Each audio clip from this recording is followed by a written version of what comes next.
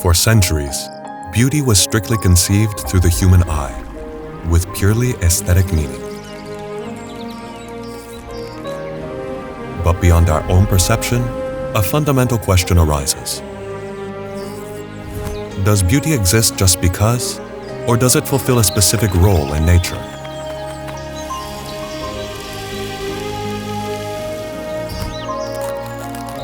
We are going to explore the hidden world of beauty, the way that other animals perceive it.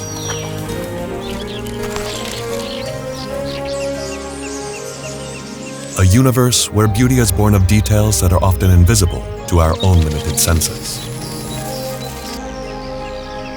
On occasion, the way that animals perceive beauty is the result of chemical processes that are imperceptible to the human eye.